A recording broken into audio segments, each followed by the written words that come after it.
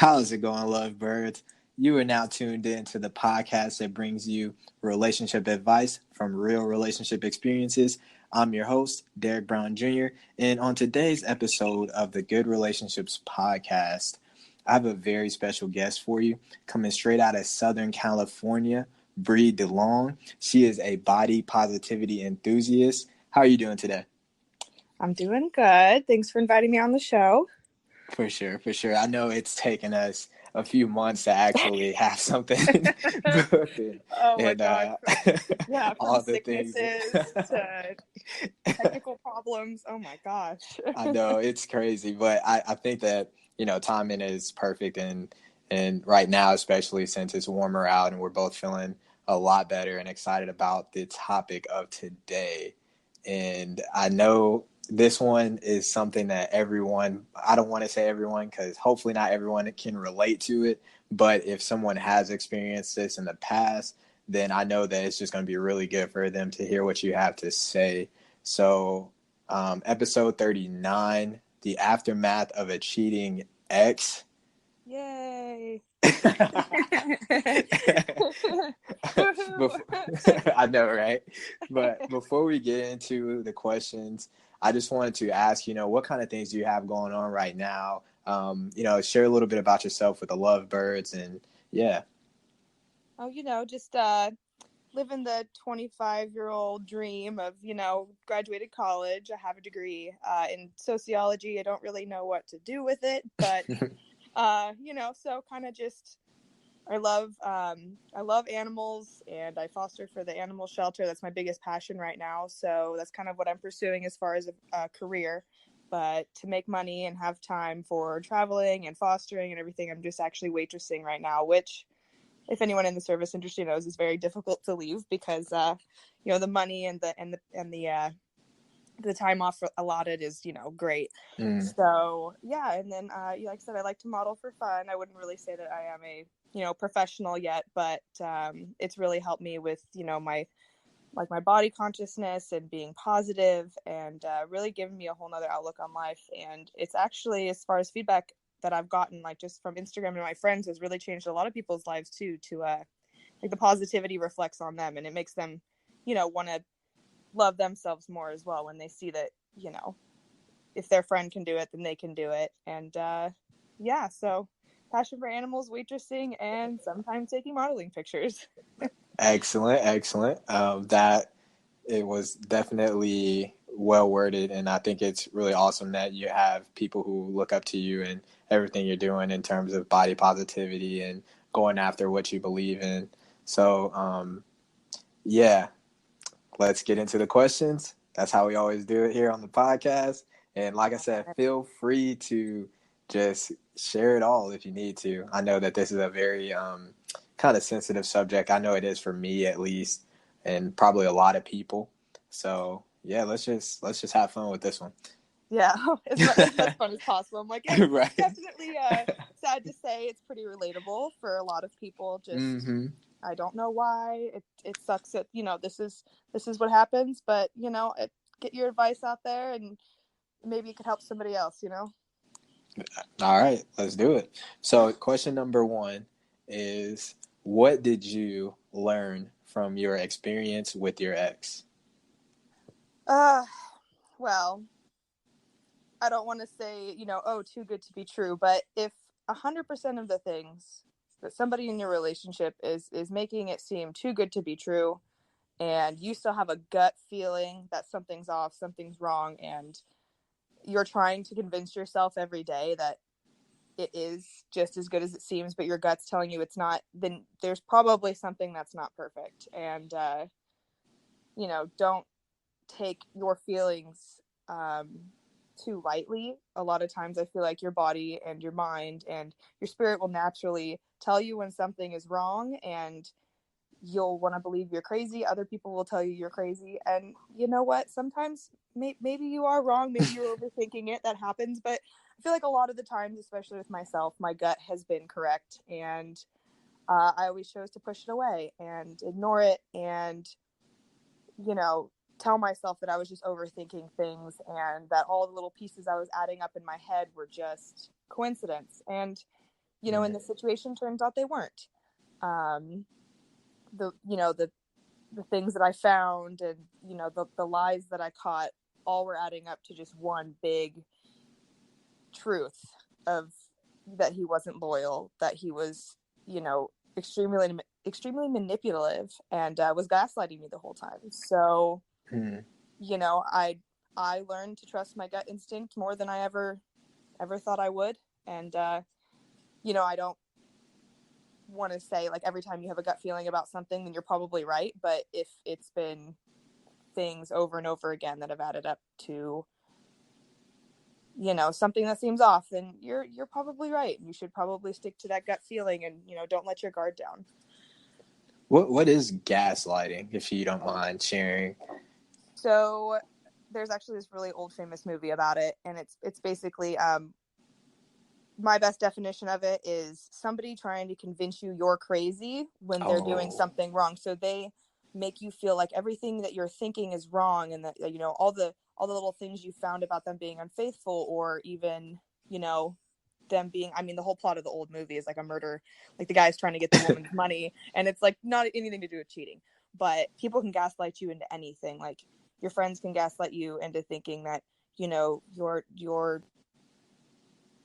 supposed to be, like, you're not part of their friend group, or that like you're, you know, not good enough for them. And gaslighting in a relationship is pretty much you bring up that you saw maybe texts from another girl on his phone, or that you know, have suspicions of, you know, him cheating or being unfaithful, and they're like, no, you're crazy, you're just imagining that, like, you know, it's all in your head. And that's gaslighting, is pretty much they'll convince you that you're crazy because they just keep repeating it, and they pretty much put in your head like you're crazy, you're the one that's in the wrong, you're imagining things, and you start to believe it because, you know, either you're in love with them, or you're not sure of yourself, or you don't have enough hard evidence to really prove what you thought you saw. And so they'll gaslight you into thinking that you're the crazy one. So, Wow. No, that's, yeah. which it's terrible, because it's really hard to convince yourself after all of that that you weren't crazy, even after you bring out hard facts and hard evidence. And in my situation, you talk to the other women that were a part of this horrible situation, and they send you the screenshots, and you guys talk on the phone for What? hours about, yeah, I ended up, that's how I found out. I ended up, sadly, I met, you know, some amazing women through this in the worst circumstance, but we all had this hard evidence of what he was doing and how he was hurting us, and the fact that he had multiple women in his whole like manipulation scheme, and that he was all telling us the same thing, copy paste, word for word. And even after all of this evidence came out, it was still so hard to convince myself that he was in the wrong, because he had convinced me all these months that I was crazy and that I was imagining it. And it was successful gaslighting. I mean, all these other women who are still trying to get over it, uh, I'm sure they feel the same way. And I'm sure in a lot of relationships where they leave you without that closure because you catch them cheating, and then they have no, you know, they have nothing to back up that they aren't, you still feel crazy. And that's the worst part about gaslighting, is that even after it's resolved and you know that you were right, you still feel like you did something wrong.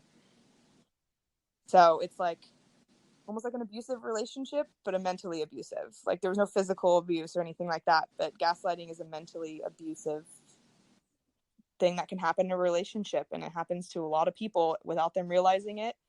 And it takes a long time after a relationship to get over it and realize that you were not wrong, they cheated on you, they were wrong, there's evidence, there's everything, you know, and you weren't crazy. And that's the hardest thing to convince yourself after, is that you weren't crazy, because they spent months convincing you that you were, or maybe even years for some people. Mine was months. But Yeah, that's, no, I can definitely see how that could play out, especially if you're, you know, inside of the bubble, and you know, you have strong feelings for them, and it'd be kind of tough to kind of like take all the information and even want to believe it, you know. So no, I can definitely see that. What would you have done differently? Like, would you have done anything differently in that situation if you could go back to when you first, you know, discovered the unfaithfulness? so I really wish that I maybe would have looked more into this guy's background before I started dating him. I know that you just had a recent podcast about like social media and relationships, and that's exactly how I found out about his unfaithfulness the multiple times pretty much I found out. And I wish that I'd maybe just done a little bit more digging into who he was over social media before I agreed to meet him and date him and practically fall in love, because the girls he was dating, or girl who that didn't know the exact number, had him on their profiles, had them, but I just didn't bother to. I don't have to say, I don't want to say I should have stalked his entire social media and like really dug deep into making sure, because I always, think the best of someone before they give me a reason not to. So I trusted that this guy who had been pursuing me for almost a year had been single, and he had had a girlfriend the whole time. And if I would have just looked Wow. into that, maybe I would have found it beforehand and I could have told her, and I could have prevented myself from ever falling for this guy and getting in as deep as I did. But I trusted him. I finally agreed to meet him, and it seemed perfect, like amazing, romantic, like everything seemed great. Like flew me to New York to meet him, and he lived in LA but was working in New York, flew me there, and it just seemed like when I got there, he was the perfect gentleman, and everything was great. He didn't like text suspiciously. He didn't seem preoccupied with somebody else, and I don't know how he was able to manage that with other girls and me. And I just wish that when I had started seeing the signs, like him making weird excuses up for not wanting to hang out, or him being very, very specific about like what time I'd come over or what time he'd come over. I always just thought it was because he was busy at work, but turns out he was just trying to juggle what time he'd see these women and what time they'd come over so that no one ever like crossed each other. Wow. And I wish I would have taken that and maybe thought more about why is he doing that and not just work. But again, trusted him, gave him benefit of the doubt that he was just busy. And then when I finally, a couple months after we started dating, found like legit text messages of him texting multiple other girls and saying very inappropriate things that you wouldn't say when we had established at this point we were exclusive. I wish I wouldn't have let him convince me that it wasn't as big of a deal as it was, because I confronted him about the texts. And I didn't like go through his phone or anything like that. We were watching Netflix on his phone, and he got a text, and it was from a girl that I don't even remember exactly what it said, but it was inappropriate. And I opened it. I was like, this is my boyfriend. I'm going to open this Wow. text. So I opened it and just found about 5 or 6 different message threads from different women that, like I said, were extremely inappropriate for having a girlfriend. And instead of, I wanted to just, it was late, but I wanted to call these women and see what was going on. But I wanted to, I gave, again, him the benefit of the doubt, let him explain to me. And he came up with this sob story about, how he thought that I was going to leave him and realize I was too good for him. And so these girls were people he had talked to before and just wanted some like reassurance for himself that like, if I ever did leave him, he has a backup plan. And Wow. made me feel guilty. And I was like, oh my gosh, like I don't think I'm better than you. But God, it's so stupid to think about it now. But it turns out it was just the other girls he was dating, the other girls he was hooking up with. And one of them was even somebody telling him to get out of her life because she needed to move on. And him texting her all the time was not helping. And I still have no idea who that was. It wasn't any of the women I talked to. So I wish I would have taken that at that time, those messages I found and his excuse, and I would have left. I should have ended it there. I should have realized that his excuse was not valid and that having a backup plan is not okay. But I didn't. I gave him another chance, and he worked harder than ever to make sure that I felt like I was his only one and I was special and that he was there all in for me. He got my forgiveness back, and then I would find something else. And I just wish that every time I found something, I wouldn't just let him convince me again that I was the crazy one and that what I found wasn't valid, because I could have gotten myself out a lot sooner. And I know that he's really good at this because he did it to me. He did it to the other girls he was dating.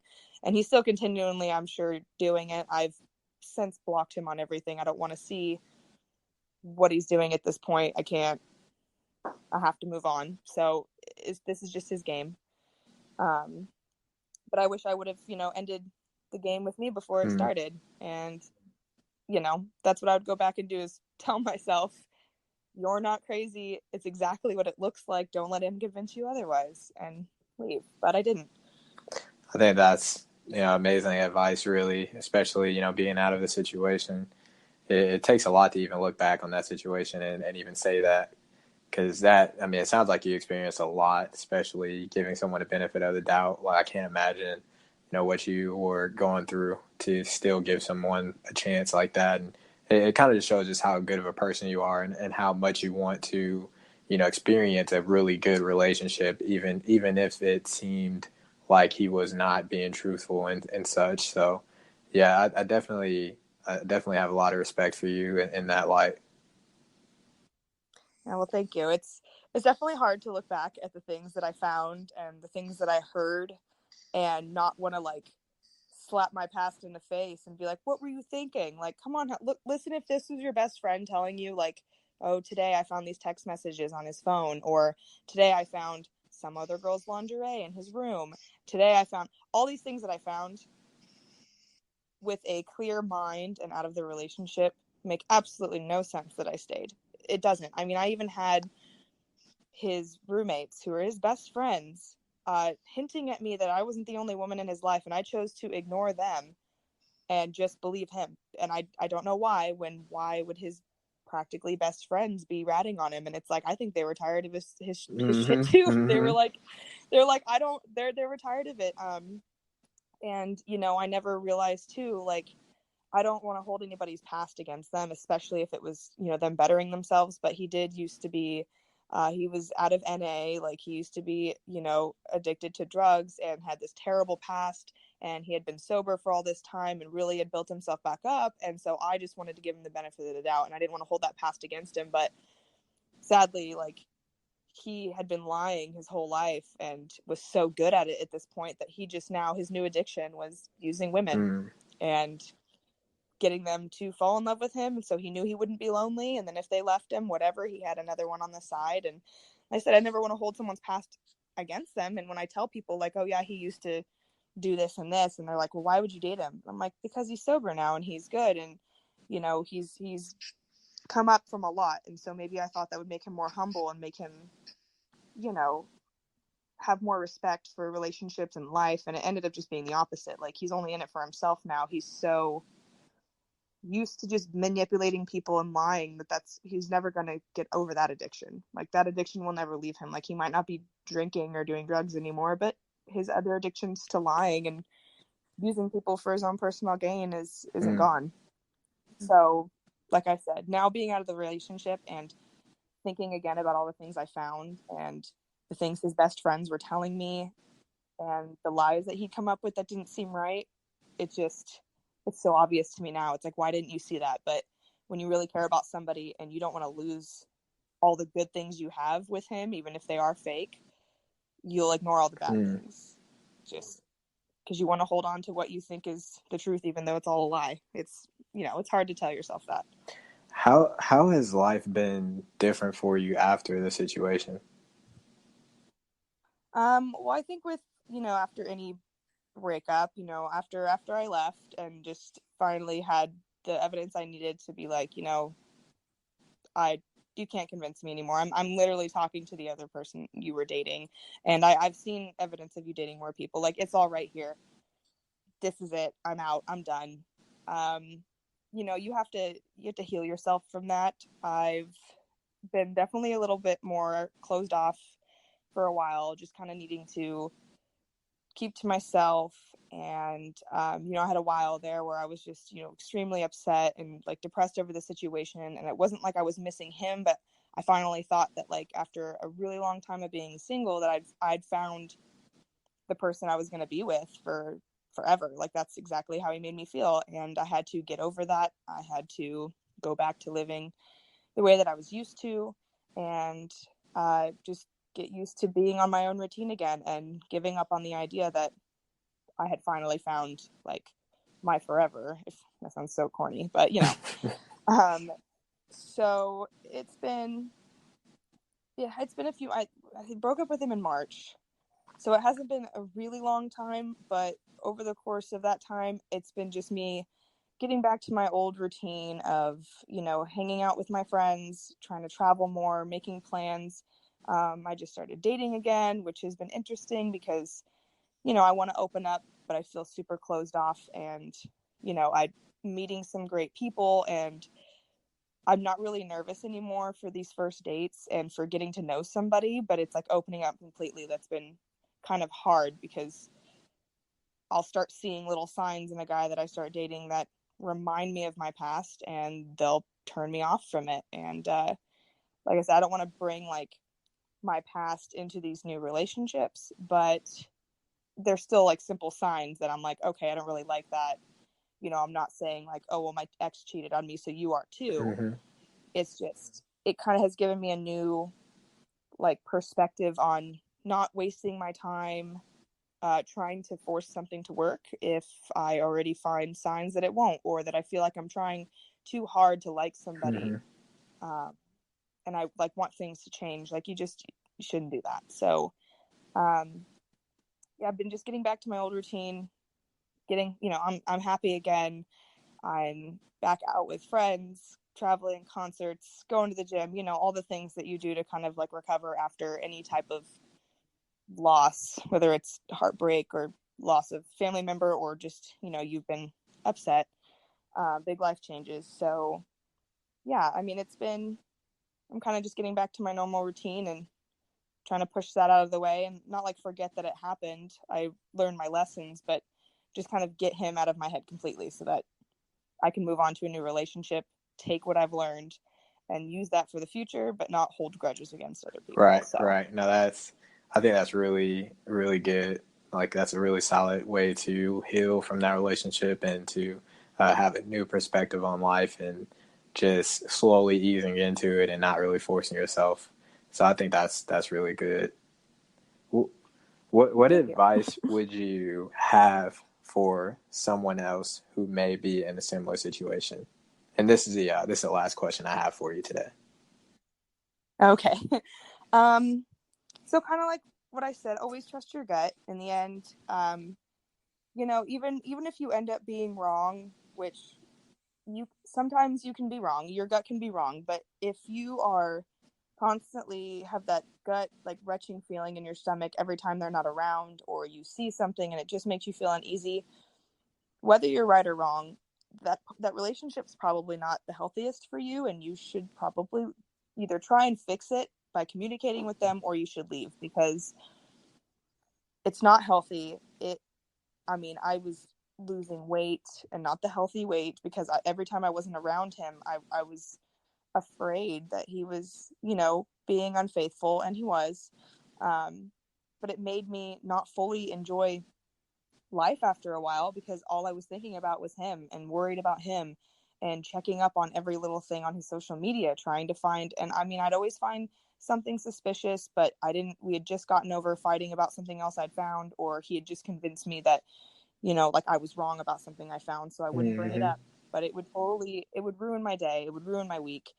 And just my advice would be, if you think you're right, you either need to investigate further, find the evidence you need without being too invasive, and, you know, if it's happening, it's going to come out. Mm-hmm. Mm-hmm.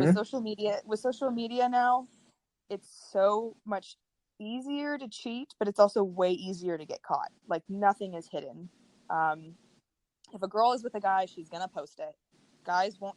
I've noticed guys don't usually post very much about girls they're with if they're cheating, because, you know, that doesn't Right. make any sense.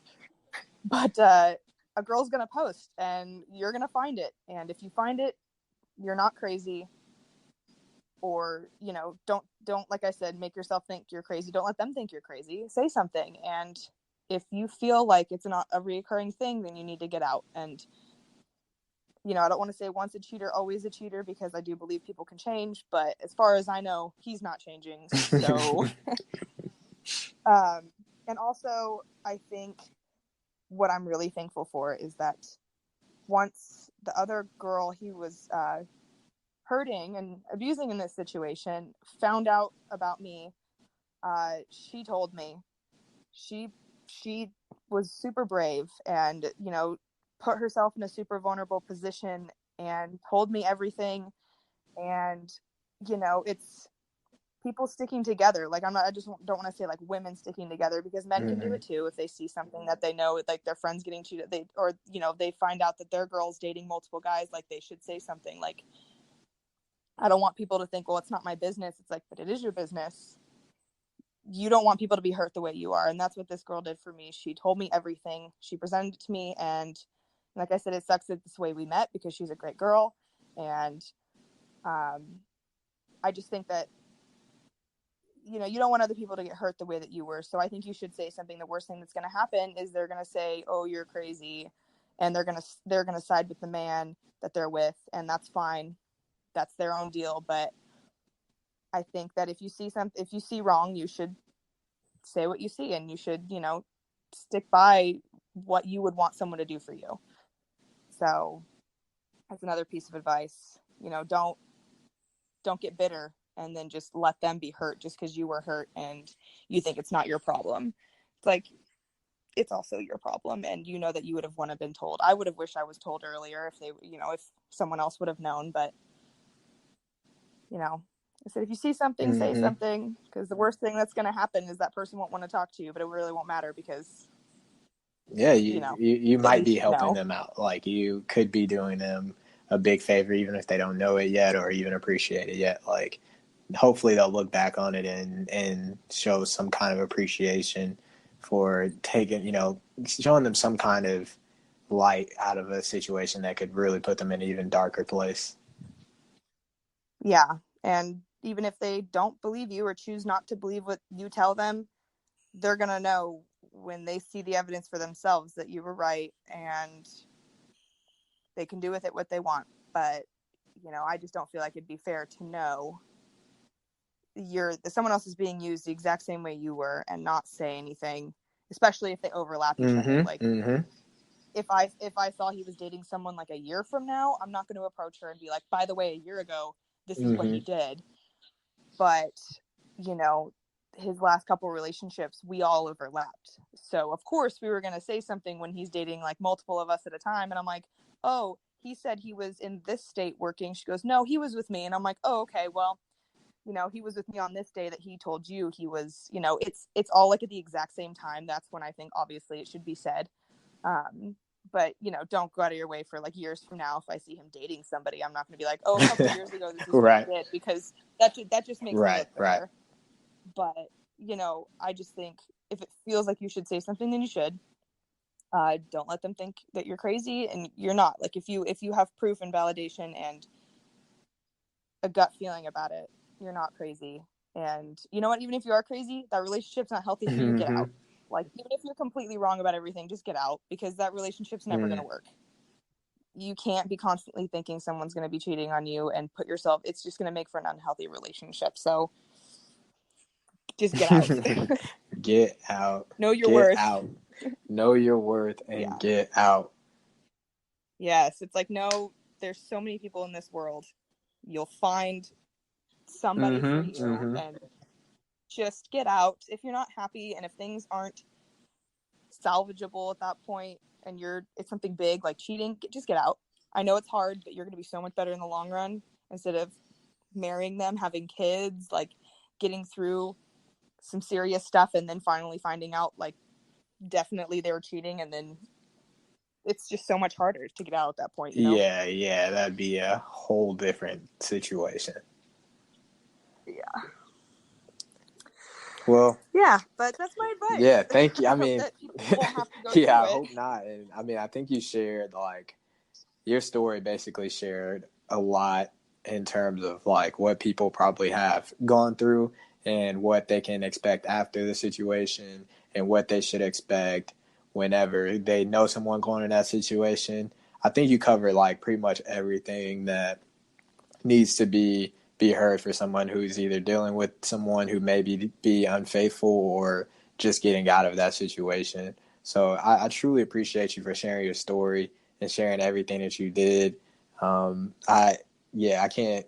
I'm excited to see kind of like the feedback that we get from this podcast, because there hasn't been anyone on the show yet who's shared the way you have in your story. So thank you again for being on the show. And if you have any last words to share with the Lovebirds, please go ahead. Yeah. Well, like I said, thanks again for inviting me on. I feel like people are either going to relate to my story, or they're going to say, well, you should have seen the signs. Like, I don't know why you didn't leave. It's your fault. And it's like, yeah, it is my fault for not leaving, but also, love will make you do stupid stuff. And when you care about somebody and you think that that's deep down what you want, and it's not, and you have to admit to yourself that you're wrong, which being wrong is the hardest thing for some people to admit. Mm-hmm. It's hard, but you move on from it. You find somebody else and you try again until you're happy. And so my advice is, if you're not happy, make yourself happy. I'm like, make yourself happy first. Like, don't be selfish, but if you're not happy, don't sacrifice your happiness for somebody else, because there's somebody out there that your happiness and their happiness within themselves will come together and you'll create a great relationship. But you shouldn't have to make the other person happy, and they shouldn't have to make you happy. It should be a joint effort. And if there's something off, fix it or leave. And I know it's hard to leave, but just leave. It's not worth it. And that's kind of how I ended up coming into my like body positivity thing, where I wasn't happy with my body. I wasn't happy with how unhealthy I was being. And it wasn't that like I didn't like myself being overweight. It was like I just knew I wasn't taking care of the body that I was given. Started taking care of it, and I'm not like in perfect physical shape now, but I actually love the way I feel and the way I look, just because I learned to love what I've been given and what I'm capable of. So I think that happiness and that positivity should be projected onto relationships as well. So if you're not happy in a relationship and things aren't fixable, just get out, because it's going to just take everything else in your life and make it negative, and it just goes downhill from there. You want to keep moving up and moving forward. And if you're moving backwards and you're feeling down, that's not the relationship for you. So hopefully this advice helps people and gets them out of the same situation if they're in it, or keeps them from going as far as I did in the relationship that I was in. So, yeah. Well, I know it will definitely help a lot of people. I know the Lovebirds will most definitely appreciate everything you shared. I know I appreciate it. And so thank you again. Thank you, Lovebirds, for listening as always. I would love to have you on the podcast again sometime in the future, Bree. And everyone, as always, stay blessed, not stressed. Thanks. The podcast you just heard was made using Anchor. Ever thought about making your own podcast? Anchor makes it really easy for anyone to get started. It's a one-stop shop for recording, hosting, and distributing podcasts. Best of all, it's 100% free. Sign up now at anchor.fm/new. That's anchor.fm/new to get started.